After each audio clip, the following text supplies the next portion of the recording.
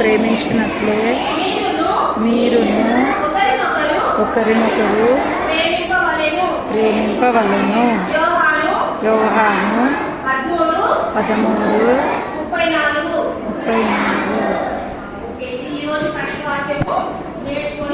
నేర్చుకుని రావాలి. సరే, ఈ రోజు లెసన్ ఏంటంటే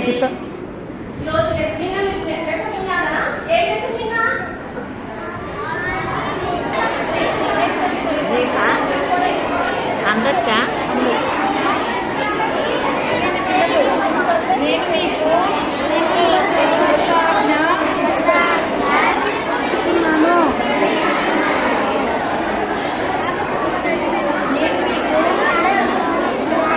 నేను మీకు క్రొత్త ఆజ్ఞ ఇచ్చుచున్నాను.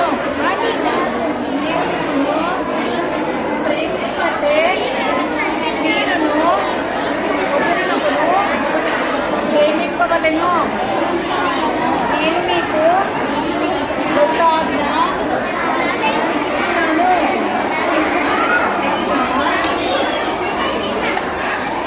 నేను మీకు క్రొత్త ఆజ్ఞ ఇచ్చుచున్నాను. నేను నిన్ను ప్రేమించినట్టే మీరును ఒకరినొకరు ప్రేమింపవలెను. యోహాను 13:34. అర్థమైందా పిల్లలు? మీరు వచ్చి చెప్పండి. మీరు నేను మీకు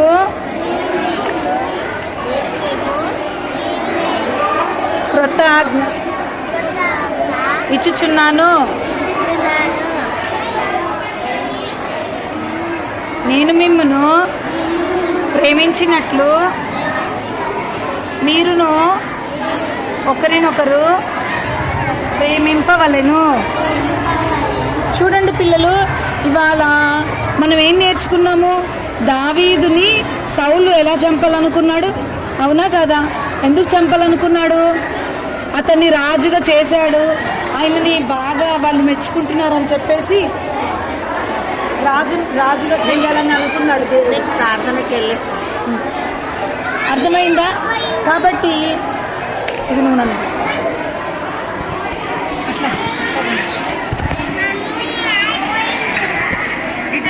ఇటు చూడాలి. Very good, very good. యాగ్నెస్ చూడండి బేట. అయితే సౌలు ఏం చేశాడు? దావీదుని ఎట్ ఎ టైం ఎప్పుడు చూసినా సరే ఏం చేస్తున్నాడు? ఈట విసురుతా ఉన్నాడు దావీదు మీదకి. ఎందుకు? కోపంతో కదా. అయితే దేవుడు అంటున్నాడు, సౌలులాగా మళ్ళీ మనం రిపీట్ చేయకూడదు. దావీదు ఏం చేశాడు? దావీదుకి అవకాశం వచ్చింది. ఎవరిని? సౌలుని చంపాలని అవకాశం వచ్చినా దావీదు చంపలేదు. ఎందుకు? ప్రేమించాడు. అందుకనే దేవుడు ఏమంటున్నాడంటే, నేను మీకు కొత్త ఆజ్ఞ ఇచ్చుచున్నాను.